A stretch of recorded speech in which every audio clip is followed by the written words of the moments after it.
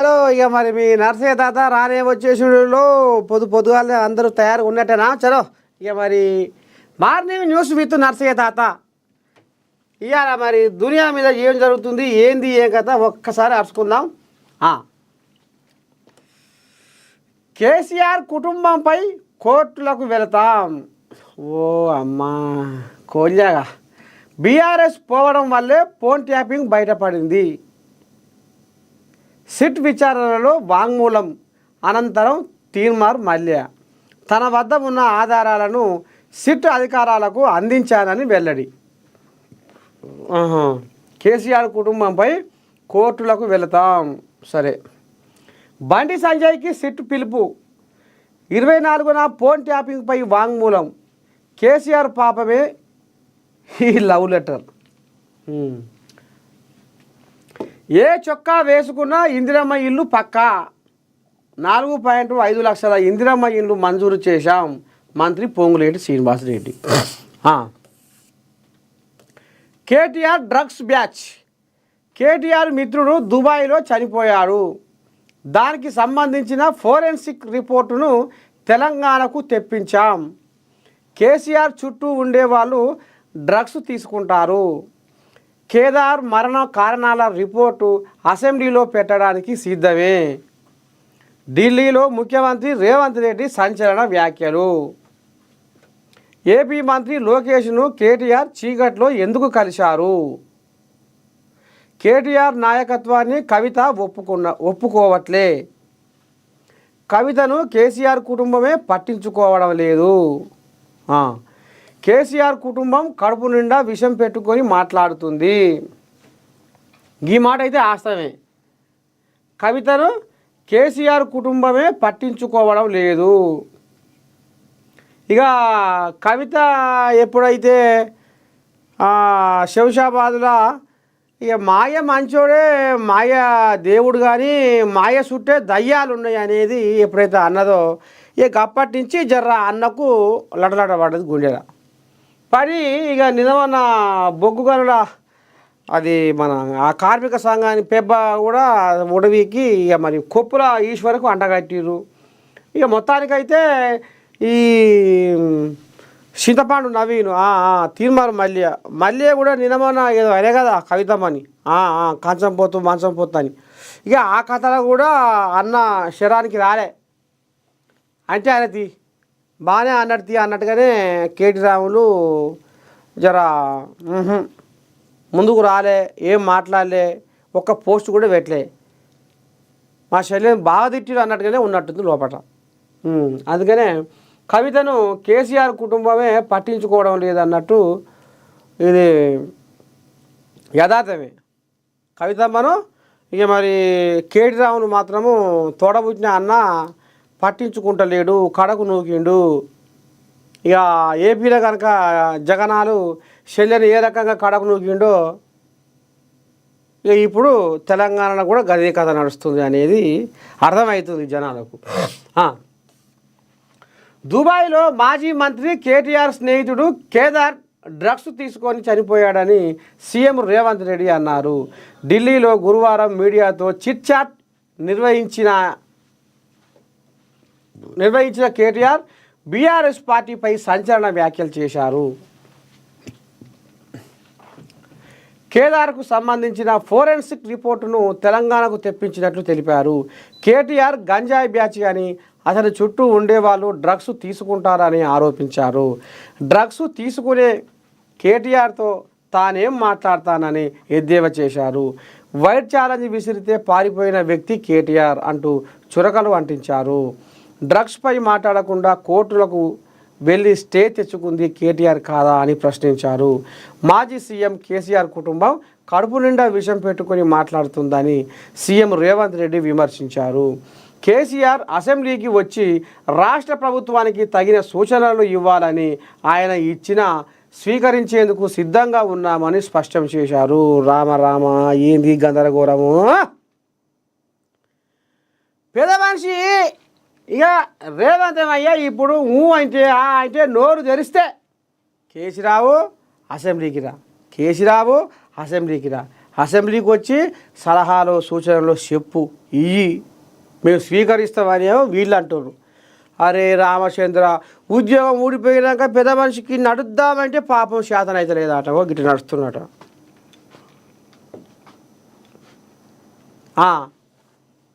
పెద్ద మనిషి అయ్యిండు, రక్తం దస్తుంది, దినం ఇంత ఏజ్ మీద పడుతుంది. ఇక ఇంట్లోనే కొలువు పోయినాక ఎవరికైనా బాధ ఉండదా? అనులా ఉద్యోగం పోయినాక ఎవరికైనా బాధ ఉండదా? ఉంటుంది. ఇక అదే బాధల పాపం మళ్ళీ ఇంట్లో ఓ పంచాది పుట్టింది. ఈ కలంపంతో ఇప్పుడు బిడ్డ ఓ మాట, కొడుకు ఓ మాట, ఇద్దరి పడతలేదు.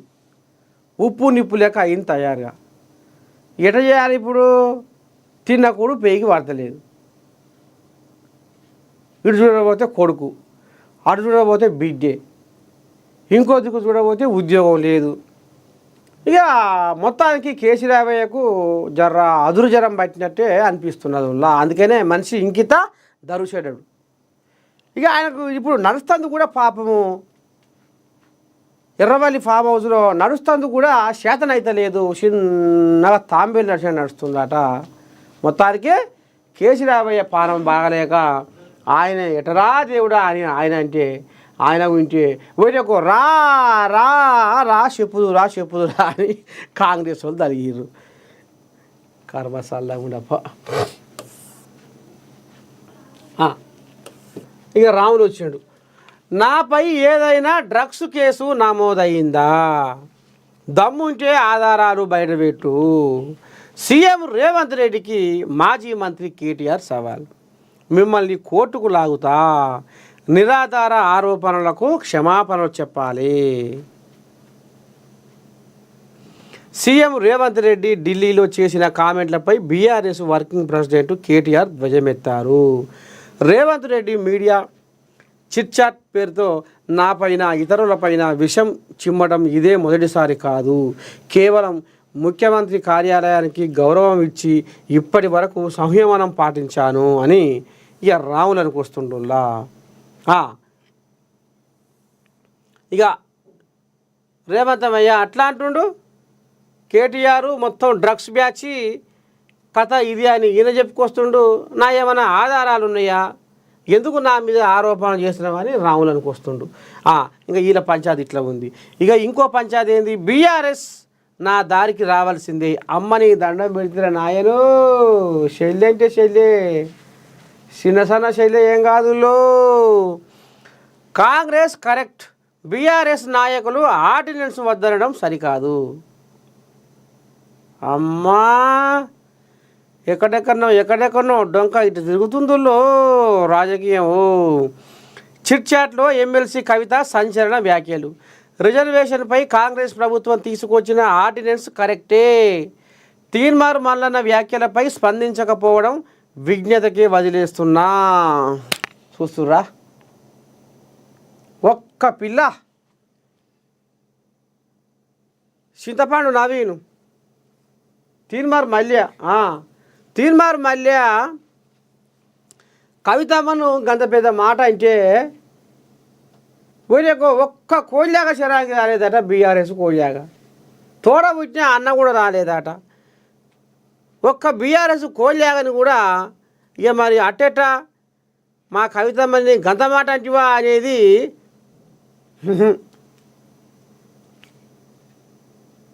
ఇంకో గిది కథ. ఇక మీ విజ్ఞతకే వదిలేస్తున్నా అనేది కూడా అనుకొస్తుంది. పాపం కవితమ్మకు బాధ అనిపిస్తున్నట్టుందిలా అనిపించదా? ఇక ఆడబిడ్డ బీఆర్ఎస్ ఎమ్మెల్సీ కవిత సంచలన వ్యాఖ్యలు చేశారు. బీసీ రిజర్వేషన్పై ప్రభుత్వం తీసుకొచ్చిన ఆర్డినెన్స్ సరైనదే అని చెప్పుకొచ్చారు. గురువారం మీడియా చిట్చాట్లో మాట్లాడుతూ బీసీ రిజర్వేషన్పై ప్రభుత్వం తీసుకొచ్చిన ఆర్డినెన్స్ కరెక్టే అని, బీఆర్ఎస్ నాయకులు ఆర్డినెన్స్ వద్దని చెప్పడం సరికాదన్నారు.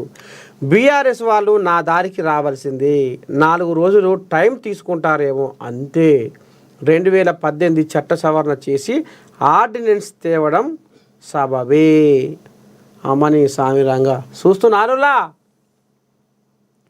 బీఆర్ఎస్ నా దారికి రావాల్సిందే, ఎన్నడైనా ఎప్పటికైనా నా దారికి రావాల్సిందే అంటే ఇక దాని అర్థమైంది.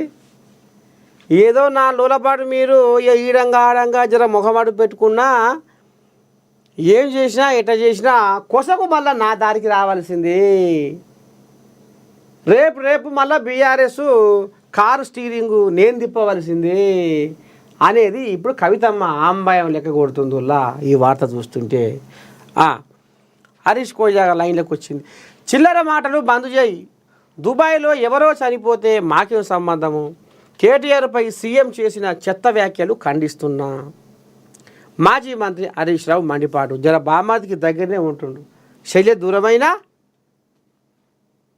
శల్య రాములకు దూరమైనా రాములకు జర బాబామరుదుల బంధం అన్నట్టు తేనెల ఈ బంధం తెగిపోని అనుబంధంగా మరి ముందుకు పోతుంది. కానీ ఇక మరి ఇది కూడా ఎన్నడూ ఇసుకపోయి బతనపడం వంతదో ఏం కథ అనేది కూడా కొంత అనుమానం. ఎందుకంటే మరి తోడబుట్టిన శల్యే కానప్పుడు, తోడబుట్టిన శల్యే దూరం అవుతున్నప్పుడు ఇక మరి బావో లెక్క.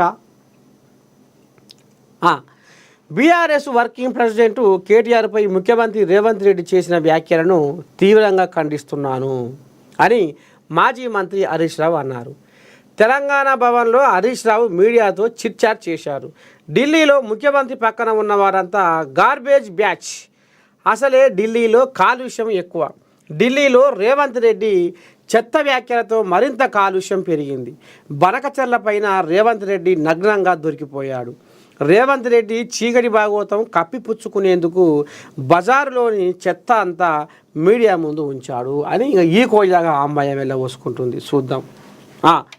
Semi conductor high tech electronics park ఏర్పాటుకు అనుమతి ఇవ్వండి.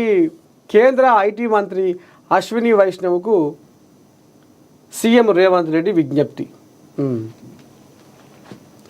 వంశీచంద్రెడ్డికి కీలక బాధ్యతలు.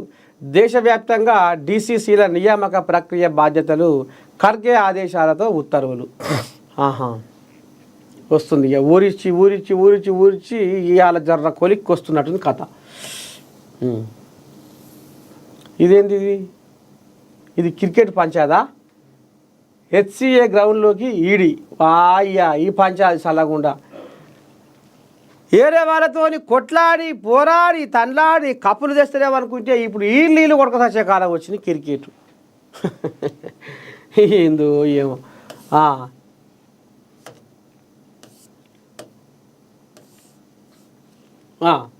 కేటీఆర్ డ్రగ్స్ బ్యాచ్ అదే ఇప్పుడు ఎలా చెప్పుకున్నాం ముచ్చటే. మరి అసలు ఏంది ఏం కథ? దుబాయ్లో మాజీ మంత్రి కేటీఆర్ స్నేహితుడు కేదార్ డ్రగ్స్ తీసుకొని చనిపోయాడని సీఎం రేవంత్ రెడ్డి అన్నారు. ఢిల్లీలో గురువారం మీడియాతో చిట్చాట్ నిర్వహించిన ఆయన కేటీఆర్ బీఆర్ఎస్ పార్టీపై సంచలన వ్యాఖ్యలు చేశారు. కేదార్కు సంబంధించిన ఫోరెన్సిక్ రిపోర్టును తెలంగాణకు తెప్పించినట్లు తెలిపారు. కేటీఆర్ గంజాయి బ్యాచ్ అని, అతని చుట్టూ ఉండేవాళ్ళు డ్రగ్స్ తీసుకుంటారని ఆరోపించారు. డ్రగ్స్ తీసుకునే కేటీఆర్తో తానేం మాట్లాడతానని ఎద్దేవా చేశారు. వైట్ ఛాలెంజ్ విసిరితే పారిపోయిన వ్యక్తి కేటీఆర్ అంటూ చురకలు వంటించారు. డ్రగ్స్పై మాట్లాడకుండా కోర్టులకు వెళ్ళి స్టే తెచ్చుకుంది కేటీఆర్ కాదా అని ప్రశ్నించారు. మాజీ సీఎం కేసీఆర్ కుటుంబం కడుపు నిండా విషయం పెట్టుకొని మాట్లాడుతుందని ఈ రకాల రేవంతమయ్య ఇక ఎగిరెగిరి పడుతుండు. తుమ్మిడిహెట్టి ప్రాజెక్టు కోసం మహారాష్ట్రలో పర్యటిస్తానని రేవంత్ రెడ్డి తెలిపారు. 2.5 సంవత్సరాల్లో 1,00,000 ఉద్యోగాలు ఇచ్చి తీరుతామని అన్నారు. బతుకమ్మ చీరలు, కేసీఆర్ కిట్ తప్ప పాత పథకాలన్నీ అమల్లోనే ఉన్నాయని గుర్తు చేశారు. కేంద్ర మంత్రి కిషన్ రెడ్డి లేఖలు రాయడం కాదని, ప్రణాళికతో ముందుకు రావాలని సూచనలు చేశారు. కిషన్ రెడ్డితో కలిసి పనిచేసేందుకు సిద్ధంగా ఉన్నట్లు తెలిపారు. నిన్నటి ముఖ్యమంత్రుల భేటీలో 3 అంశాలు పరిష్కారానికి వచ్చాయని రేవంత్ రెడ్డి తెలిపారు. బనకచర్ల సహా అన్ని అంశాలపై అధ్యయన కమిటీని వేశామని, కమిటీ పరిష్కరించలేని అంశాలపై సీఎంలో మళ్ళీ చర్చిస్తామని చెప్పారు. నదుల అనుసంధానం కోసం కేంద్రం ప్రయత్నిస్తుందని, ఇచ్చంపల్లి నుంచి కావేరికి అనుసంధించాలనే ప్రతిపాదన ఉందని పేర్కొన్నారు. కేటీఆర్ నాయకత్వాన్ని కవిత ఒప్పుకోవట్లేదు. అది కరెక్టే, ఒప్పుకుంటలేదు. మరి పడతలేదు అప్పుడే. ఒక్కసారి ఈ డ్రగ్స్ కథ ఏంది, కేటీఆర్ డ్రగ్స్ బ్యాచ్ అనేది మరి కథ నడుస్తుంది కాబట్టి ఓసారి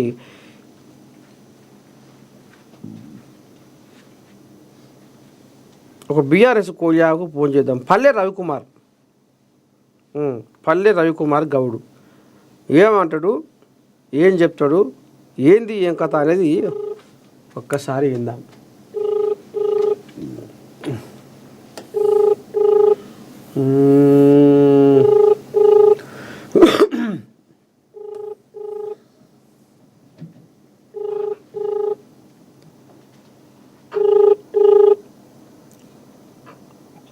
హలో అన్నా, శనార్థి రవికుమార్ అన్నా. నమస్తేనే. సారీ, నేను అప్పుడు అనుకోకుండా మన ఈ గెలుసిరిది గొడవతోటి 3 రోజులు అన్నా అన్నా అన్న అది మీరు మన మార్నింగ్ న్యూస్ లైవ్లో ఉన్నారు. అదే మన మార్నింగ్ న్యూస్ లైవ్లో ఉన్నారు. ఇక ఇంట్లో ఏం లేదు కానీ పెద్ద మనిషి రేవంతమయ్య ఏదో అనుకొస్తుండు. కేటీఆర్ డ్రగ్స్ బ్యాచ్ ఏదో డ్రగ్స్ అని మరి కథ నడిపిస్తుండు. ఏందే ఇది, కేటీఆర్ మిత్రుడు దుబాయ్లో చనిపోయిండు, దానికి సంబంధించిన ఫోరెన్సిక్ రిపోర్టును తెలంగాణకు తెప్పించడం, కేటీఆర్ చుట్టూ ఉండే వాళ్ళంతా డ్రగ్స్ తీసుకుంటారు అనేది కథ అమ్ముతుంది. ఏందనంటే ఏం చెప్తాం మరి కథ మీద? ఇప్పుడు నర్సన్న అర్థం చేసుకోండి. ఇప్పుడు కేటీఆర్ గారి మీద కుట్రపూరితంగా ఇదంతా తయారు చేస్తున్నారు. కేటీఆర్ గారు ఏమన్నాడు, లైట్ డిటెక్టర్ నేను వస్తా రండి అని చెప్పేసి చెప్పిండు. లైట్ డిటెక్టర్ వచ్చేస్తే అని చెప్పిండు. ఇంకేమో బహిరంగ కూర్చుందాము, ఏం మాట్లాడదాము రండి అని చెప్పి చెప్పాడు. పెట్టండి, ముఖ్యమంత్రి గారు రమ్మని చెప్పి ముఖ్యమంత్రి చుట్టూ వాళ్ళు ఉన్నారు కదా చాలా మంది. పొద్దులు వేస్తే ఎవరు చుట్టూన్నారు, ఆయన చుట్టూన్నారు డ్రగ్స్ బ్యాచ్. ఇరికి అందరికి ఇరికి ఎవరు డ్రగ్స్ బ్యాచ్ ఎవరైంది, వాళ్ళ చుట్టూ ఉన్నటువంటి వాళ్ళు ఎవరైందో కథ ఏందో తెలుసు. కేటీఆర్ గారు చాలా స్పష్టంగా చెప్పిండు. అంటున్నారు రండి లైట్ డిటెక్టర్ పరీక్ష కూర్చుందాం, మీరు కూర్చుందాం, నేను కూర్చుంటా, నేను వస్తే ఎప్పుడు పెడతారో పెట్టండి అని చెప్పి ప్రభుత్వం మీ చేతుల్లో పెట్టండి లైట్ డిటెక్టర్ పరీక్ష. కేటీఆర్ గారు ఎప్పుడు చెప్పిండు కదా. వైట్ ఛాలెంజ్ విసిరితే పారిపోయినావు కేటీఆర్. ఇక ఎందుకు మరి నువ్వు పైన మాట్లాడుకుంటా కోర్టులకు వెళ్ళి స్టే తెచ్చుకుంటున్నావు అనేది కూడా ముంగటేస్తుండ్రు.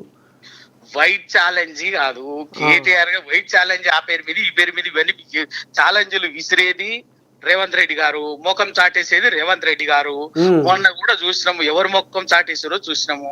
ఇప్పటికీ కేటీఆర్ గారు చెప్పిండు లైట్ డిటెక్టివ్ టెస్ట్ పరీక్ష కూర్చుందాము, మీరు రండి, నేను అసలు బహిరంగానే కూర్చుందామని చెప్పి తెలిసిపోతుంది కదా, బయటపడుతుంది కదా. ఇంకా దాపరికం ఎందుకు, దొంగతనం ఎందుకు, ఇంకా ఊకెందుకు, సవాల్ విసురుడు ఎందుకు, జారుకోవడం ఎందుకు, ముఖం చాటేసుకోవడం ఎందుకు? సవాల్ విసురుతుంది ఎవరు, ఆ సవాల్ స్వీకరించి రాగానే ముఖం చాటేసి జారుకొని ఎక్కడొక్కుతున్నటువంటిది మళ్ళీ తర్వాత ఇది అబద్ధ మాటలు నోటికి వచ్చినట్టు పనికి మళ్ళీ మాటలు మాట్లాడుతుంది ఎవరు? తెలంగాణకు అర్థమైతే లేదా 20 నెలలుగా? అంటే కేటీఆర్ గారి మీద ఇవాళ కేటీఆర్ మీరు ఏంది, వీళ్ళు చేసే అధికారంలోకి వచ్చే ముందు చెప్పినటువంటి 420 అబద్ధపు హామీలు, ఆ హామీల అమలు సంగతి ఏందని ఎప్పటికప్పుడు ప్రశ్నిస్తున్నాడు, మాట్లాడుతున్నాడు, గట్టిగా మాట్లాడుతున్నాడు. ఆయన మాట్లాడటం మీదగా పార్టీని కూడా ఆ వైపున బాధితుల పక్షాన్ని నిలబడి బీఆర్ఎస్ పార్టీ వర్కింగ్ ప్రెసిడెంట్ గా కేటీఆర్ బాధితుల పక్షాన్ని నిలబడి అవసరమైన చోట క్షేత్రస్థాయిలో అవసరమైన చోట న్యాయ పోరాటం చేస్తూ బాధితుల పక్షాన నిలబడి కొట్లాడుతున్నటువంటి నాయకుడు కేటీఆర్. ఇవాళ అది వీళ్ళు జీర్ణించుకోలేక ఏలన్నటువంటిదే దాన్ని ఇవాళ క్షేత్రస్థాయిలో రియాక్షన్ మొదలైంది కాబట్టి, ప్రతిఘటన మొదలైంది కాబట్టి దాన్ని తప్పించుకునేందుకు ఎప్పటికప్పుడు డైవర్షన్ టాక్టిక్స్. వీళ్ళు అడుగుతున్న దానికి సమాధానం చెప్పండి, మీరు ఇచ్చిన హామీలు నెరవేర్చండి, అది కదా అడుగుతున్నది. ఏం తెలిసిరో చెప్పండి. మీరు ఇప్పుడు మీరు రకరకాల కమిషన్లు వేసారు, రకరకాల కమిషన్లు నివేదికలే రాకుండా, వాటికి సంబంధించిన రిపోర్ట్లే రాకుండా బయటికి ఇష్టానుసారంగా సోషల్ మీడియాలో స్వయంగా ముఖ్యమంత్రి నోటికి వచ్చినట్టు మాట్లాడటం అనేది చూస్తున్నాము. మరి ఏం తెలిసిందో చెప్పండి, ఏ కమిషన్ ఏం తెలిసిందో చెప్పండి, వాటి తుది నివేదిక ఏదో చెప్పండి. అది లేదు, నివేదికలే లేకుండా వాళ్ళు ఏది దాని నిర్ధారణకి రాకుండా వీళ్ళే మాట్లాడిందే మాట్లాడటము, అబద్ధాన్ని పదే పనిగా విష ప్రచారం చేయటం. ఆఖరికి వస్తార కల్లా తోట పుట్టిన చెల్లెలే అన్నని చీకొడుతుంది. కేటీ రాములు నాయకత్వాన్ని కవితమ్మ ఒప్పుకుంటలేదు అంటే సూడూరి ఎందాక వచ్చింది కథ అనేది కూడా ముంగటేస్తుండే, ఇంట్లో పంచాయతీ కూడా ముంగటేస్తుండు, మరి ఏందన్నట్టు ఈ కథ? ఇవన్నీ అర్థం పర్థం లేనియండి. ఆమె టిఆర్ఎస్ పార్టీలో లేదా, కేసీఆర్ మా పార్టీ నాయకుడు కాదనేది. ఆమె ఒక జాగృతి నాయకురాలుగా తెలంగాణ ఉద్యమంలో ఆమె ఒక స్వీయ అస్తిత్వంతో ఎదిగినటువంటి నాయకురాలు. కొన్ని విషయాలు ఆమెకు ఒక స్పష్టమైనటువంటి ఆమెకుండేటువంటి అభిప్రాయాలు ఆమెకున్నాయి. అంతే తప్ప ఇది పార్టీకి వ్యతిరేకంగానో ఆయన నాయకత్వాన్ని అంగీకరించడమో లేకపోతే అంగీకరించకపోవటమో సంబంధించింది కాదు. ఇప్పుడు నేను కూడా ఉన్నా, పల్లె రవికుమార్ అనేటువంటి వ్యక్తి ఉన్నాడు. పల్లె రవికుమార్ బీఆర్ఎస్ పార్టీ నాయకుడిగానే ఉన్నా, కానీ నేను పల్లె రవికుమార్ అనే బీఆర్ఎస్ పార్టీ నాయకుడి కంటే ముందు నేను తెలంగాణ ఉద్యమంలో తెలంగాణ జర్నలిస్ట్ ఫోరం నాయకుడిగా నేను ఒక స్వీయ అస్తిత్వంతో తెలంగాణ ఉద్యమంలో ఎదిగొచ్చినటువంటి కొన్ని అంశాల్లో నాకు కూడా నాకుండేటటువంటి సొంత అభిప్రాయాలు ఉంటాయి. కానీ నా అభిప్రాయాలు పార్టీ అభిప్రాయాలు ఉండకపోవచ్చు. అప్పుడు నేను పార్టీలో ఉన్నాను కాబట్టి నా అభిప్రాయంతో సంబంధం ఉండదు. పార్టీ అభిప్రాయమే నేను స్వీకరించాలి. పార్టీ అభిప్రాయంతోనే నేను పార్టీ నాయకుడిగా ఉండాలనుకున్నప్పుడు పార్టీ అభిప్రాయమే మాట్లాడాలి. పార్టీ నిర్ణయాన్ని నేను శిరసా వహించాలి. అంతే తప్ప టిఆర్ఎస్ పార్టీలో ఉన్నటువంటి వాళ్ళు వచ్చినటువంటి వాళ్ళందరూ కూడా ఉద్యమం నుంచి ఎదిగి వచ్చినటువంటి వాళ్ళు. కాబట్టి కవిత కూడా అట్లాగే తనకంటూ ఒక తెలంగాణ జాగృతిని ఏర్పాటు చేసుకుని 2006 నుంచి తెలంగాణ ఉద్యమంలో ఒక స్వీయ అస్తిత్వంతో ఎదిగి వచ్చినటువంటి నాయకురాలు. కొన్ని విషయాలు ఆమెకు పార్టీ అభిప్రాయాలతో భిన్నంగా ఆమెకు ఉండేటువంటి స్వీయ అభిప్రాయాలు ఉంటాయి, సొంత అభిప్రాయాలు ఉంటాయి. ఆ అభిప్రాయాలు అట్లా ఉంటాయే తప్ప అవి పార్టీకి వ్యతిరేకంగానో పార్టీకి సంబంధం లేకనో పార్టీ నాయకత్వాన్ని అంగీకరించలేకుండా మాట్లాడుతున్నాయి అన్నటువంటి అభిప్రాయాలు కాదు. దాన్ని ఆ విధంగా వీళ్ళు చిత్రీకరించి ఏదో వీళ్ళ మధ్యన ఏదో ఉందన్నటువంటి ఒక వాతావరణాన్ని సృష్టించే ప్రయత్నమే తప్ప అసలు విషయం పక్కకు పెట్టండి. అసలు విషయం చెప్పండి. మీరు ప్రజలకు ఇచ్చినటువంటి హామీలను నెరవేర్చే విషయం చెప్పండి. ఆ ప్రయత్నం చేయకుండా రైతులకు ఇచ్చిన మాట ఏమైంది, విద్యార్థులకు ఇచ్చినటువంటి మాట ఏమైంది, బీసీలకు ఇస్తున్నటువంటి హామీ ఏంది, తర్వాత ఎస్సీలకు ఇచ్చినటువంటి దళిత బంధు ఏమైంది, రైతు డిక్లరేషన్ ఏమైంది, ఆదివాసీ డిక్లరేషన్ ఏమైంది, మైనార్టీ డిక్లరేషన్ ఏమైంది, మహిళా డిక్లరేషన్ ఏమైంది. ఇట్లా ప్రజలకి రకరకాల పేర్ల మీద ఎన్నికల ముందు ఇచ్చినటువంటి 420 హామీలని అమలు చేసే పని చెయ్యండి. ఆ పని చేయకుండా మీరు సందర్భం వచ్చినప్పుడు లేదని ఒక మేజర్ ఇష్యూ రాగానే ఏదో కేటీఆర్ మీద ఏదో ఒకటి నిందాపూర్వకంగా ఓ ప్రచారాన్ని మొదలుపెట్టి ఆ సందర్భానికి ఆ సబ్జెక్ట్ డైవర్ట్. ఇవాళ జరుగుతున్నది ఏంటంటే 2 విషయాలు జరుగుతున్నది. ఒకటి, బంకచర్లలో ఢిల్లీలో రేవంత్ రెడ్డి దొంగతనం బయటపడ్డది. రేవంత్ రెడ్డి గారు దొంగతనం బయట మరి అది అంటే ఇప్పుడు ఇంకా బంకచర్ల మీద అసలు చర్చకే రాలేదు, ఆ ఊసే మేము మాట్లాడలేదు అనుకొస్తురుగా. మరి అక్కడే కదా మోసం, ఆ మోసం కాక అక్కడే కదా తేలిపోయింది, దొంగతనం అక్కడే బయటపడింది కదా. ఇంకా అందాక రాలేదు, పెండింగ్ సమస్య వేరే నడుస్తుంది కదా అనుకొస్తుండు. కేంద్ర జలశక్తి మంత్రిత్వ శాఖ దగ్గర 2 ముఖ్యమంత్రులు కూర్చున్నారు. ఆంధ్రప్రదేశ్ ముఖ్యమంత్రి చంద్రబాబు నాయుడు, తెలంగాణ ముఖ్యమంత్రి రేవంత్ రెడ్డి గారు కూర్చున్న దగ్గర ఎజెండా ఏంది? చంద్రబాబు నాయుడు ఏం చెప్తుండు? బనకచర్ల గోదావరి బనకచర్ల లింకేజే మా ప్రధాన ఎజెండా అని చెప్పేసి చంద్రబాబు నాయుడు చెప్తున్నాడు. నిన్న కూడా మాట్లాడిండు. రెండు మీటింగ్ అయిపోయిన తర్వాత ఆంధ్రప్రదేశ్ నీటిపారుదల శాఖ మంత్రి రామానాయుడు కూడా ఆ విషయం చాలా స్పష్టంగా చెప్పిండు. బనకచర్ల మీద చర్చించిన మేము బంకచర్లకు సంబంధించింది మా ఎజెండాగా ప్రతిపాదించినాం. కృష్ణా ప్రాజెక్టుల మీద తెలంగాణ ముఖ్యమంత్రి ఎజెండాగా ప్రతిపాదించాడు. ఈ 2 విషయాలను చర్చించడానికి ఓ కమిటీ వేసుకుంటున్నాం అధికారులతో అని చెప్పిండు. అంతే కదా. మరి మన తెలంగాణ ముఖ్యమంత్రి రేవంత్ రెడ్డి గారు ఏం చెప్పిండు ప్రెస్ మీట్ లో?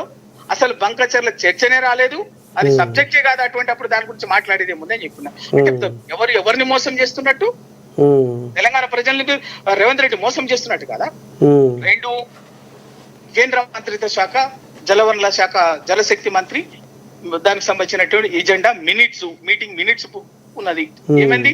ఫస్ట్ ఎజెండా ఫస్ట్ పాయింట్ ఉంది, Godavari Banakacherla agenda proposed by Andhra Pradesh chief minister. First agenda. Second, Krishna ఇది పాలమూరు ఇది తెలంగాణ. అంటే బనకచర్లకు సంబంధించి ఆంధ్రప్రదేశ్ అంత స్పష్టంగా మాట్లాడుతుంటే మీరు అది ఎజెండా అనే లేదు, సబ్జెక్టే లేదని చెప్పేసి ఎంతకాలం మోసం చేస్తారు? ఇంతకంటే పెద్ద మోసమేమో ఇది ధరణ మోసం కాదా?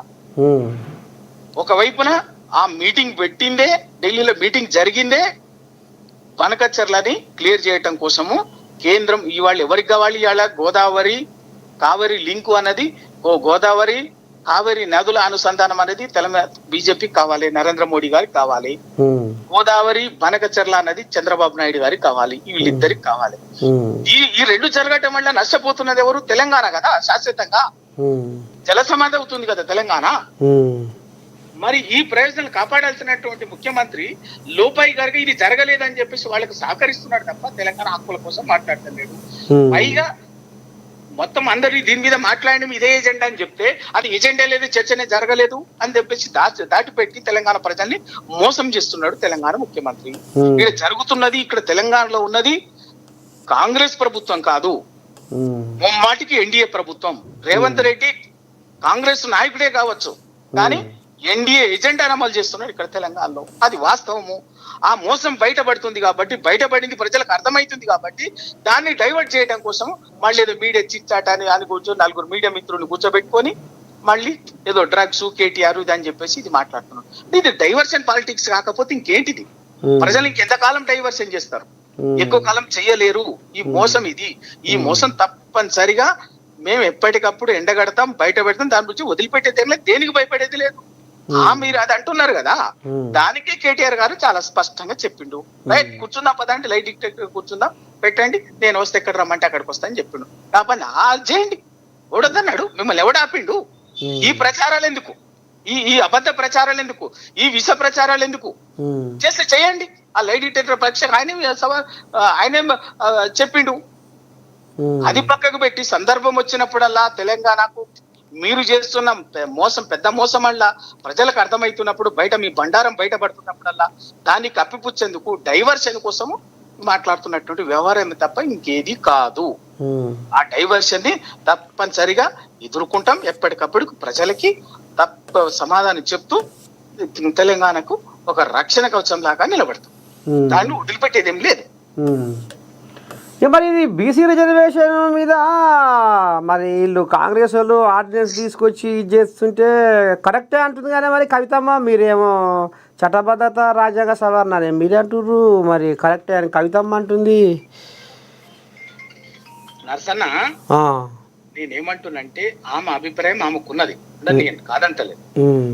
మా పార్టీ విధానంగా, టిఆర్ఎస్ పార్టీ విధానంగా ఈ దేశంలో తమిళనాడు అనుభవం ఒకటి ఉన్నది, మహారాష్ట్ర అనుభవం ఒకటి ఉన్నది, కర్ణాటక అనుభవం ఒకటి ఉన్నది, బీహార్ అనుభవం ఒకటి ఉన్నది, మధ్యప్రదేశ్ అనుభవం. అనేక రాష్ట్రాలు బీసీ రిజర్వేషన్లను పెంచుకోవటానికి ప్రయత్నం చేసి ఆర్డినెన్స్లు ఇచ్చి జీవోలు ఇచ్చేస్తే కోర్టులు కొట్టేసినటువంటిది మనకు ఉన్నటువంటి అనుభవం ఉన్నది ఒకటి.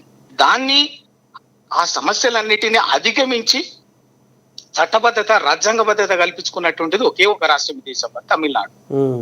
69% రిజర్వేషన్లు కల్పించుకొని దానికి రాజ్యాంగబద్ధంగా 9వ షెడ్యూల్లో చేర్చుకొని రాజ్యాంగబద్ధత కల్పించుకొని అట్ట నిరాటంకంగా రిజర్వేషన్ అమలు కొనసాగిస్తున్న ఏకైక రాష్ట్రం తమిళనాడు ఈ దేశంలో. ఇవాళ గట్లనే తెలంగాణ 9th షెడ్యూల్లో చేర్చమని చెప్పి చెప్తాను. ఆర్డినెన్స్ తో నిలబడదు. ఆర్డినెన్స్ తో ఇచ్చే జీవో తోటి న్యాయపరమైనటువంటి వివాదాలు వస్తుంది. న్యాయపరంగా ఎవరు కోర్టుకు పోయినా కూడా అది కొట్టివేతకు గురి అవుతుంది, నిలబడే విషయం కాదు. అనేక రాష్ట్రాలు ఇప్పుడు నేను చెప్పాను కదా, మహారాష్ట్ర, బీహారు, కర్ణాటక, మధ్యప్రదేశ్ అనేక రాష్ట్రాల్లో జరిగినటువంటిది. కాబట్టి ఆర్డినెన్స్ తో నిలబడదు. అది 9వ షెడ్యూల్లో 9th షెడ్యూల్లో చేరిస్తే రాజ్యాంగ సవరణ ద్వారా 9th షెడ్యూల్లో చేరిస్తే తప్ప ఈ రిజర్వేషన్ల పెంపు అనేది నిలబడదు అనేది వాస్తవము. అది టిఆర్ఎస్ పార్టీ విధానము. దానికోసమే మేము ఖచ్చితంగా రాష్ట్ర ప్రభుత్వానికి చెప్తున్నాం. కేంద్ర ప్రభుత్వం దగ్గరికి అందరం పోయి, అఖిల పక్షం పోయి ఒత్తిడి చేసి సాధించుకుందామని చెప్పేసి చెప్తున్నాం. ఆ పని చేయమని చెప్తున్నాం ముఖ్యమంత్రిని. రైట్, కరెక్టే. నిజంగా ఆర్డినెన్స్ తోనే అయిపోతుంది, జీవో తోటే అయిపోతుంది, వచ్చేస్తే 42% రిజర్వేషన్లు. ఒకవేళ అదే నిజమైతే మరి మీరు కేంద్రానికి ఎందుకు పంపిండ్రు? పంపాల్సిన అవసరం లేదు కదా. అసెంబ్లీలో చట్టం చేసి కేంద్ర ప్రభుత్వాన్ని మాకు దీనికి చట్టబద్ధత కల్పించండి, రాజ్యాంగ బద్ధత కల్పించండి అని కేంద్ర ప్రభుత్వాన్ని పంపించాల్సిన అవసరం ఎందుకు వచ్చింది? మరి మీరే చేసుకుంటే అయిపోయేది కదా. మనం ఇక్కడ ఆర్డినెన్స్ చేసి జీవో ఇచ్చేస్తే 42% రిజర్వేషన్లు బీసీలకు వచ్చేస్తే అని చెప్తున్నారు కదా. అంటే చట్టబద్ధతనే పోదామని పోయినా కానీ ఆడ ఈ బీజేపీ కోయిలాగలు అడ్డు తగులుతున్నాయి. ఇప్పుడు వాళ్ళు అంటే అంటే అందులో ఇప్పుడు ముస్లింల ముంగటేసి దీన్ని ఏ వంక అంటే ఏ వంక అన్నట్టు ఇప్పుడు వాళ్ళు దీన్ని వెనక ముందు చేస్తున్నారు అనేది ఇప్పుడు వీళ్ళు అంటున్నారు. నర్సన్న నేను ఏమంటున్నా అంటే బీజేపీ నాటకం ఆడుతుంది కరెక్టే మీరు అన్నట్టు. మరి మీ సంగతి ఏంటి? మీరిద్దరు కలిసి నాటకం ఆడుతురా? ఒకటి తెలియకుండా నాడు కేంద్రంలోనే చేయాల్సింది. ఇప్పుడు మనం రాష్ట్రంలో అందరం కలిసి రాష్ట్రంలో ఇవాళ 42% రిజర్వేషన్లకు అసెంబ్లీలో బిల్లు పెట్టిన రోజు బీఆర్ఎస్ పార్టీ సంపూర్ణంగా మద్దతు ఇచ్చిందా లేదా? ఇచ్చింది కదా.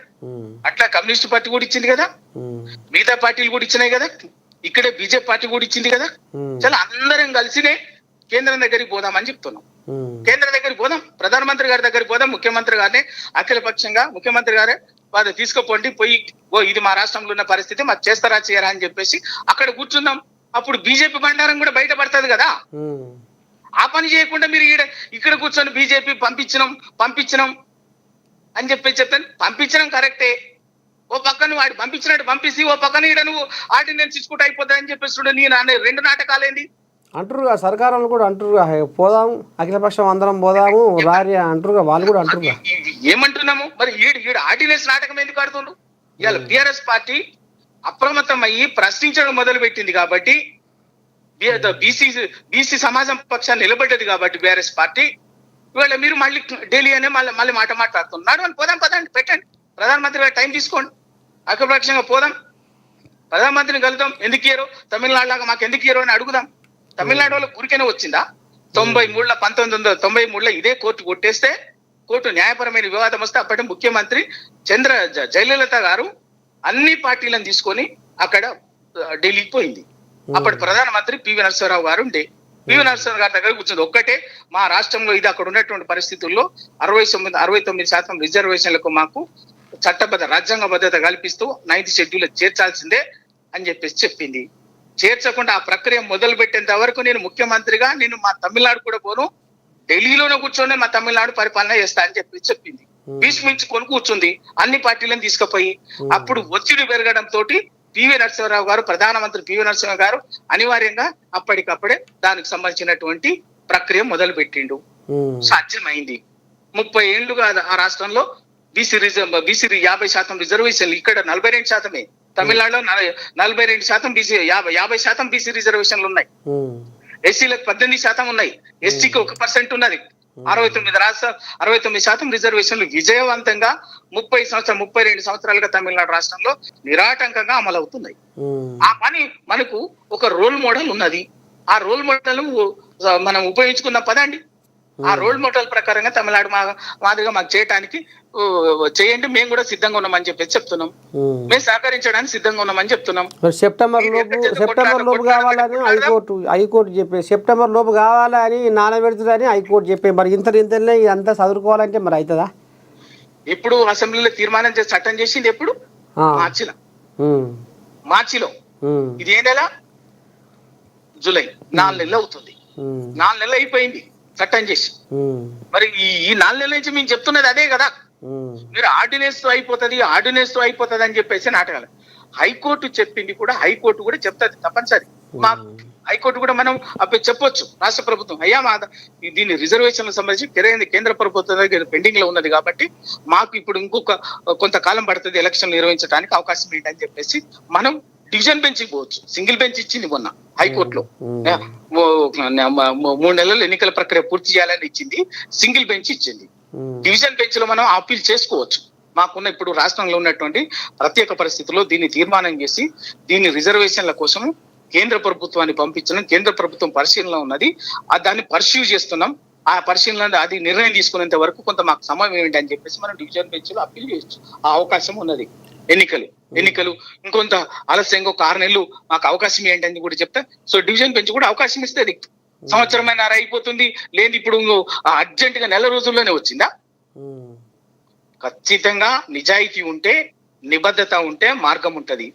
మేము ఆ రోజు నుంచి చెప్తున్నాం, ఒక రూట్ మ్యాప్ డిసైడ్ చేయండి. తీర్మానం చేసిన రోజు అసెంబ్లీలో బీసీ బిల్లుని ప్రవేశపెట్టి చట్టం చేసిన రోజు నుంచే ఇది ఢిల్లీలో 9th పార్లమెంట్ లో రాజ్యాంగ సవరణ చేసి 9th షెడ్యూల్ చేరిస్తే తప్ప దీనికి ఈ రిజర్వేషన్లకు రాజ్యాంగ భద్రత రాదు. దీనికి రోడ్ మ్యాప్ తయారు చేయండి, కేంద్రం అందరం పోదాము అని చెప్పేసి ఆ రోజు నుంచి చెప్తున్నాం. 4 నెలలుగా బుల్డోజ్ చేసుకుంటూ పోయిండ్రు, నోటుకు వచ్చినట్టు అబద్ధం మాట్లాడిండ్రు. ఇక అయిపోయింది, జీవో ఇచ్చి ఆర్డినెన్స్ ఇస్తే అయిపోయింది, ఇది వచ్చేస్తుంది అన్నారు, జీవో ఇచ్చేస్తే వచ్చేస్తుంది అన్నారు. అరే మీరు చేయాల్సిన పని చేయకుండా 4 నెలలు కాలయాపన చేసి ఇవాళ నెల రోజుల ఉంది కోర్టు ఇచ్చిందని చెప్పేసి ఇంకో కొత్త అబద్ధం చెప్తే ఎట్లా? అబద్ధాలు తప్ప వీళ్ళు వాస్తవాలు మాట్లాడతలేరు, నిజాలు మాట్లాడతారు. ఒక అబద్ధాన్ని దాచిపెట్టడం కోసం ఇంకో 10 అబద్ధాలు చెప్తున్నారు, ఆ 10 అబద్ధాలు దాచిపెట్టడం కోసం ఇంకో 10 అబద్ధాలు చెప్తున్నారు. ఇప్పటికి కూడా కోర్టు మన నెల రోజులు 3 నెలలు స్థానిక సంస్థల్లో ఎన్నికలు నిర్వహించుకుంటాము అని చెప్పేసి కోర్టు ఇచ్చింది అన్నది వాస్తవమే, అది సమస్య కాదు. అదే కోర్టులో డివిజన్ బెంచ్ లో, హైకోర్టు డివిజన్ బెంచ్ లో మనం అప్పీల్ వేయొచ్చు. మాకున్నటువంటిది ఇప్పుడు ఇందాక నేను చెప్పినట్టుగా మేము రిజర్వేషన్లకు సంబంధించి కేంద్ర ప్రభుత్వం పరిశీలన ఉన్నది కాబట్టి మాకు ఇంకో 6 నెలల్లో నిర్వహించుకుంటామంటే హైకోర్టు కూడా అనుమతి ఇస్తుంది, దానికి అభ్యంతరం పెట్టదు. ఈలోగా మనం ఢిల్లీకి పోదాం పదండి, ఇప్పటికైనా అఖిలపక్షం పోదాం, ఢిల్లీలో పార్లమెంటు. అవునండి, రాజీవ్ గాంధీ గారు తెలంగాణ మాకు రోల్ మోడల్ అంటాడు, తెలంగాణ మాకు రోల్ మోడల్ అంటారు. మరి పార్లమెంట్లు ఎందుకు మాట్లాడలే? 2 పార్లమెంట్ సమావేశాలు అయిపోయినాయి. 100 మంది ఎంపీలు ఉన్నారు కదా కాంగ్రెస్ పార్టీకి. పార్లమెంటరీ పార్టీ నాయకుడు రాహుల్ గాంధీ గారే కదా. ఇదే బీసీ రిజర్వేషన్ల, తెలంగాణ బీసీ రిజర్వేషన్లకు సంబంధించి పార్లమెంట్ ఎందుకు స్తంభింపజేయడు? పార్లమెంట్ లో మాట్లాడాలి కదా, పార్లమెంట్ లో దీనికి సంబంధించి ప్రశ్న పెట్టాలి కదా. తెలంగాణ చట్టం ఇచ్చినటువంటి తెలంగాణ బీసీ రిజర్వేషన్లకు సంబంధించి పార్లమెంట్ లో ప్రవేశపెట్టాలి. అదే 9th షెడ్యూల్ రాజ్యాంగ సవరణ చేసి 9th షెడ్యూల్ చేర్చాలని రాహుల్ గాంధీ గారు ఫైట్ చేయొచ్చు కదా. ఆ పని ఎందుకు చేయరు? కేవలం పబ్లిక్ మీటింగ్లలో, ప్రెస్ కాన్ఫరెన్స్లలో రాజకీయంగా మాట్లాడటం తప్ప ఎందుకు కార్యాచరణలో ఎందుకు దిగుతలేరు? ఆ కార్యాచరణకు దిగేటటువంటి వాళ్ళని మీరే తప్పు పడతారు. ఆర్డినెన్స్ ఇస్తే అయిపోతుందని చెప్పినారు, జీవో ఇస్తే అయిపోతుందని చెప్పినారు. ఇవన్నీ అబద్ధాలు కదా. ఎందుకు అబద్ధాలు? ఇప్పుడు కోర్టు న్యాయపరంగా ఇది సమస్య కాదు, న్యాయపరంగా ఇది సమస్య కానే కాదు. హైకోర్టులో కూడా డివిజన్ బెంచ్ నుంచి పర్మిషన్ తీసుకోవచ్చు, డివిజన్ బెంచ్ లో అప్పీల్ చేసుకుని మరొక 6 నెలలు మనం ఎగ్జెంప్షన్ తీసుకోవచ్చు. ఈలోగా పార్లమెంట్ లో 21వ తారీఖు నుంచి పార్లమెంట్ సమావేశాలు జరుగుతున్నాయి. ఈ పార్లమెంట్ సమావేశాల్లో ఖచ్చితంగా రాజ్యాంగ సవరణ చేసి 9th షెడ్యూల్ లో దీన్ని చేర్చాలని చెప్పేసేటటువంటిది మనము ఒక ఎజెండాగా టేకప్ చేసినట్టయితే సాధ్యమవుతుంది. అది కాకుండా కేవలం ఆర్డినెన్స్ ద్వారా, ఎందుకంటే వాళ్ళ గవర్నర్ ఎట్లా సంతకం చేస్తారండి?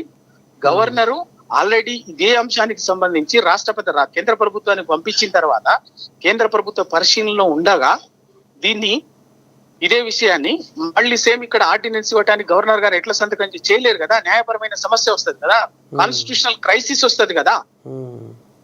కాబట్టి అందుకోసమే వాస్తవాలను అర్థం చేసుకోకుండా వాస్తవాన్ని పక్కకు పెట్టి ప్రజల్ని మోసం చేయడం జరుగుతుంది.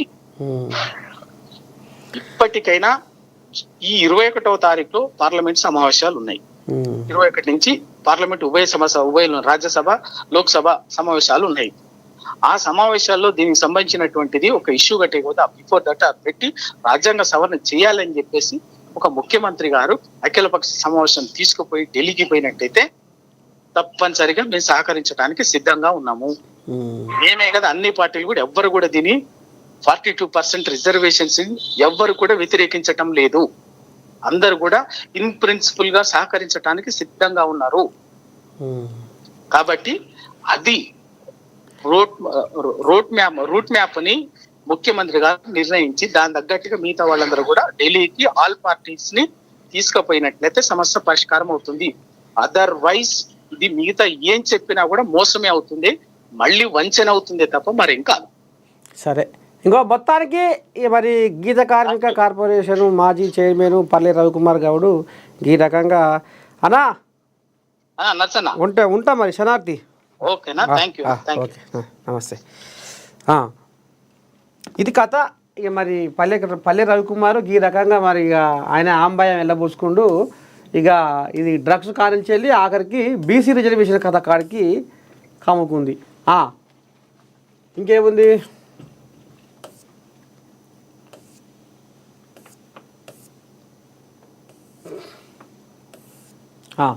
వంశీ చంద్రెడ్డికి కీలక బాధ్యతలు. దేశవ్యాప్తంగా డీసీసీల నియామక ప్రక్రియ బాధ్యతలు, ఖర్గే ఆదేశాలతో ఉత్తర్వులు. ఏఐసీసీలో తెలంగాణ నేతకు కీలక ఇన్ఛార్జి పదవి దక్కింది.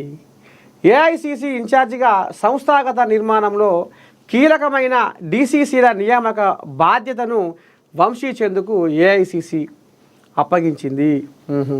ఇప్పటికే సిడబ్ల్యూసి ప్రత్యేక ఆహ్వానితులుగా ఉన్న వంశీచంద్ర రెడ్డికి ప్రస్తుతం దేశవ్యాప్తంగా డీసీసీల నియామక ప్రక్రియ బాధ్యతలు అధ్యక్షులు ఖర్గే అప్పగించారు. గతంలో ఏఐసీసీ కార్యదర్శిగా ఆర్గనైజేషన్ బాధ్యతలు చూసిన వంశీచంద్కు దేశవ్యాప్తంగా ఉన్న డీసీసీల అధ్యక్షుల నియామక ప్రక్రియతో పాటు వారి పనితీరు మరియు సంస్థాగత నైపుణ్యాన్ని అధ్యయనం చేసే బాధ్యత అప్పగించారు. పార్టీలో సంస్థాగత నిర్మాణ బాధ్యతలు వంశీచంద్ర రెడ్డికి అప్పగించడం పట్ల తెలంగాణ కాంగ్రెస్ నాయకులు హర్షం వ్యక్తం చేశారు. తెలంగాణ నేతలు అభినందించారు. వంశీచంద్ర రెడ్డి నియామకం పట్ల ఎంపీ చామల కిరణ్ కుమార్ రెడ్డి, ఆదిలాబాదు కాంగ్రెస్ ఇన్ఛార్జి కంది శ్రీనివాస్ రెడ్డి హర్షం వ్యక్తం చేశారు. ఇది కథ మొత్తానికి. ఈ కోయిలకు ఒప్పజెప్పిరాట. మరి రేపు ఎట్లా ముంగడబోతుంది, ఏంది ఏం కథ, ఈ డీసీసీల కథ ఏందో చూడాలి. మరి ఇట్ట చేస్తాడు. హైకోర్టులో రేవంత్ రెడ్డికి ఊరట. గచ్చిబౌలి పిఎస్లో నమోదైన కేసు కొట్టివేత. సొసైటీ స్థలాన్ని ఆక్రమించుకునే ప్రయత్నం చేశారని కేసు.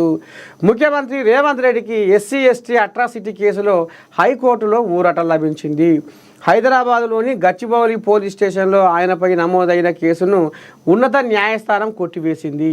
ఈ సొసైటీ స్థలాన్ని ఆక్రమించుకోవడానికి ప్రయత్నించారంటూ రేవంత్ రెడ్డి ఆయన సోదరుడు కొండలరెడ్డి లక్ష్మయ్యపై 2016లో అట్రాసిటీ కేసు నమోదైంది.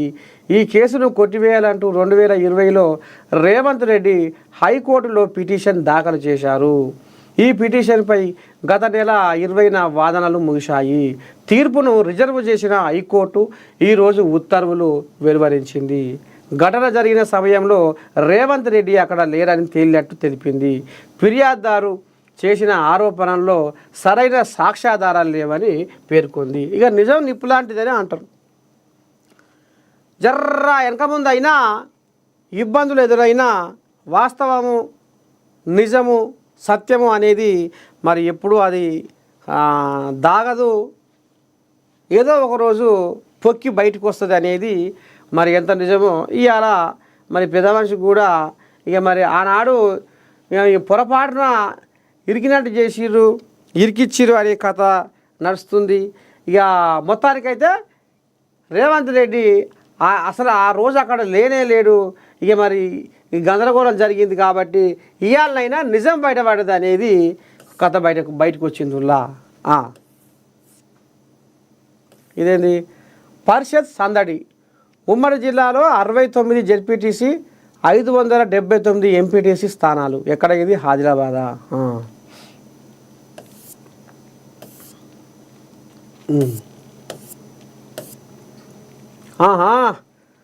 ప్రతి ఉదయం మహా ఉదయం చూస్తున్నారు.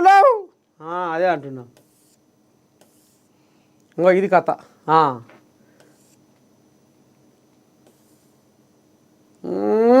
మార్నింగ్ న్యూస్ విత్ నర్సయ్య తాత. మోగిపోద్ది అంతే, మోగుతూనే ఉంది, దినా మోగుతూనే ఉంది. కబ్జా కోరల్లో సర్కారు భూములు. జిల్లా కలెక్టర్ సి నారాయణ రెడ్డి కబ్జాలకు గురైన ప్రభుత్వ భూములను తక్షణమే సమగ్ర విచారణ జరిపించాలని జిల్లా కలెక్టర్కు ఆదిబట్ల గ్రామ ప్రజలు గురువారం వినతి పత్రం అందజేశారు. ఈ సందర్భంగా రంగారెడ్డి జిల్లా కలెక్టర్ మాట్లాడుతూ కబ్జా గురైన భూములను అధికారులచే విచారణ జరిపించి స్వాధీనం చేసుకుంటామని హామీ ఇచ్చారని గ్రామ ప్రజలు తెలిపారు. ఆదిబట్ల గ్రామం ప్రజలు మాట్లాడుతూ ఆదిబట్ల గ్రామ సమీపంలో అన్యాక్రాంతమవుతున్న ప్రభుత్వ భూముల సర్వే నెంబరు 31, 44, 45, 46, 47, 51, 52, 53, 67, 100, 101, 108లో గల అసైన్డ్ సీలింగు భూదాన భూములను గతంలో ఆదిబట్ల గ్రామ సమీపంలో బడా రాజకీయ నాయకులు, స్థానికంగా ఉన్న రియల్ ఎస్టేట్ వ్యాపారులు విద్యా సంస్థల యాజమానులతో కలిసి భూ కబ్జాలకు పాల్పడ్డారని గ్రామ ప్రజలు అన్నారు. గ్రామంలోని అసైన్ సీలింగ్ భూదాన భూములను గతంలో ఉన్న రెవెన్యూ అధికారుల అండదండలతో వందలాది ఎకరాలు ఆదిబట్ల గ్రామానికి చెందిన కొందరు వ్యక్తులు ప్రభుత్వ భూములను కబ్జా చేసి అవినీతి అక్రమాలకు పాల్పడ్డారని ప్రజలు ఆరోపించారు. ప్రభుత్వ భూములను స్వాధీనం చేసుకోవాలని కలెక్టర్ను కోరారు. ఆదిబట్ల భూములపై రియల్ ఎస్టేట్ విద్యా సంస్థల కన్ను. ఆదిబట్లలో అంతర్జాతీయ ఐటీ సంస్థ TCSను గతంలో కాంగ్రెస్ ప్రభుత్వం నెలకొల్పింది. దీంతో చుట్టుపక్కల ఉన్న భూములకు కోట్లల్లో ధరలు పెరిగాయి. దీన్ని ఆసరాగా చేసుకున్న రియల్ ఎస్టేట్ వ్యాపారులు, విద్యా సంస్థల యాజమానులు ప్రభుత్వ భూములపై కన్నేశారు. కబ్జాలు చేసి తమ పేరు మీద పట్టా భూమిగా రికార్డు మార్చుకోవడం జరిగిందని ఆదిబట్ల గ్రామ ప్రజలు ఆరోపించారు. ఈ సందర్భంగా కాంగ్రెస్ పార్టీ నాయకులు ఇక కోడియాగలు కొన్ని ఇక మరి కథ నడిపిస్తున్నాయట. ఒక్కసారి ఈ ఆదిబట్ల అసలు ఏంది ఏం కథ అనేది కూడా చిన్నగా తెలుసుకునే ప్రయత్నం చేద్దాము.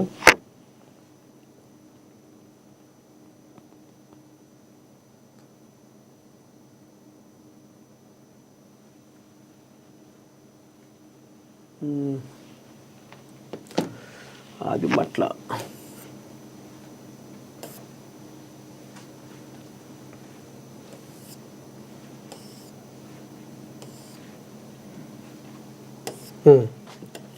సరే,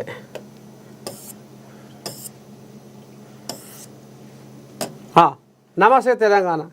బాబుతో మిలాఖత్, బనకచెర్లపై దస్కత్, నమ్మించి నయవంచన, న్యాయ చిక్కులు రాకుండా ఉండేందుకు నెల రోజుల డ్రామా. కేంద్ర సంస్థల నివేదికల ప్రాతిపదికనే అపెక్స్ కౌన్సిల్ భేటీ. అందుకే రూటు మార్చి అనధికారిక ఢిల్లీ భేటీకి రూపకల్పన. బనకచెర్లపై చర్చనే లేదు. గోదావరి పక్క ప్లాన్తో తెలంగాణకు ఊరేస్తున్న బాబు, రేవంత్ ద్వయం. రాష్ట్ర పునర్విభజన చట్టానికి చిక్కకుండా బనకచెర్లకు రూట్ క్లియర్. కమిటీ నివేదిక ఆధారంగా గ్రీన్ సిగ్నల్ ఇచ్చే యోచనలో కేంద్రం. ఈ కథ ఏందో కూడా అరుచుకుందాం. కాంగ్రెస్ కోల్జాగా ఫోన్ చేద్దాం. ఇది వికారాబాద్ కోల్జాగా ఏమంటాడో చూద్దాం.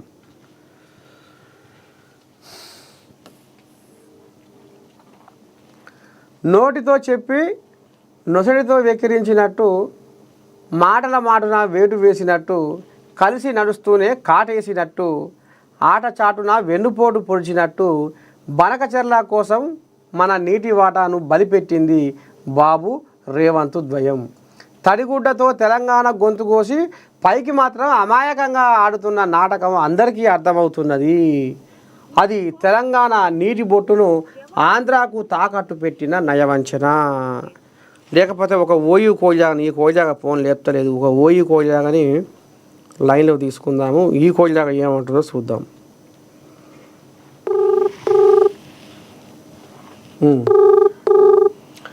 ముందు వెనక చూడకుండా మనవాడేలే అనే అతిగా నమ్మితే నయవంచనతో ముంచేస్తుంటారన్నది లోకోక్తి.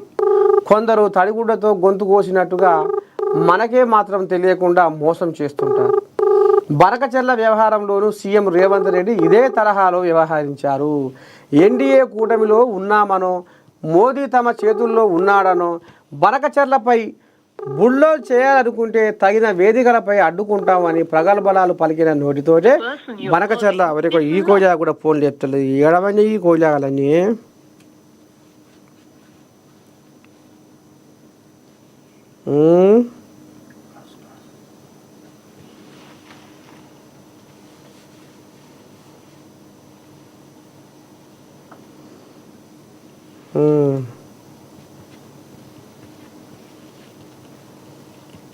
ఇంకో కోజా చేస్తాం.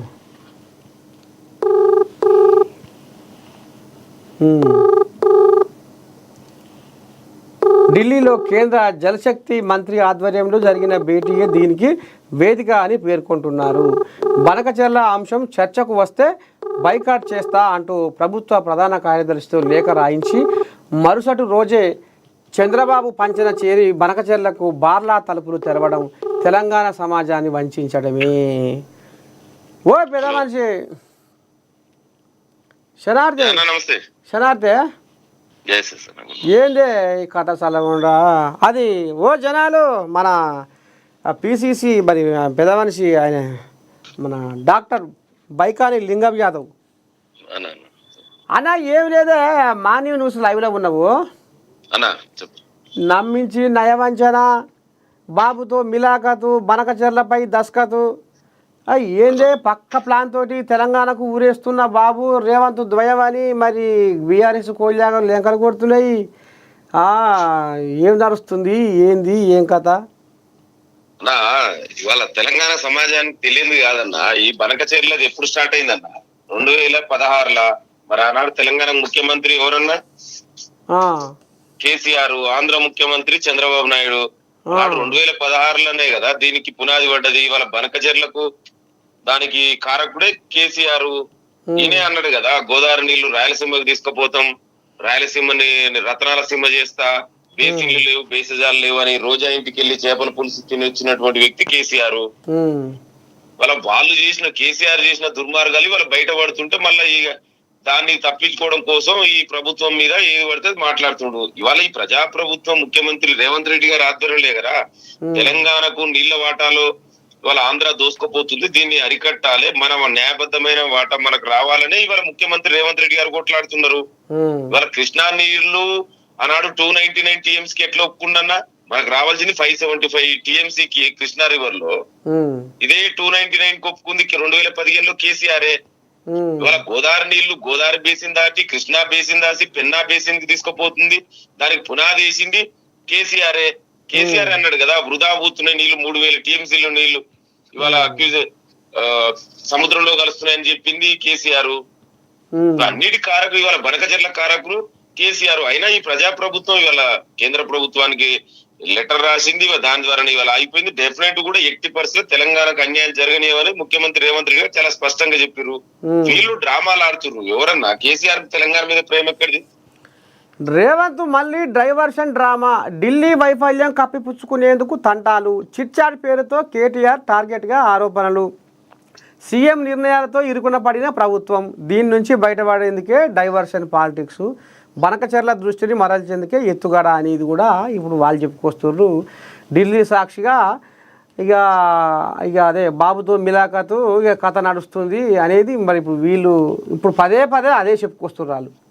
అదే చెప్తున్నా, బనకచెర్లకు పునాది వేసింది 2016లో. మరి 2016లో తెలంగాణ ముఖ్యమంత్రి ఎవరు?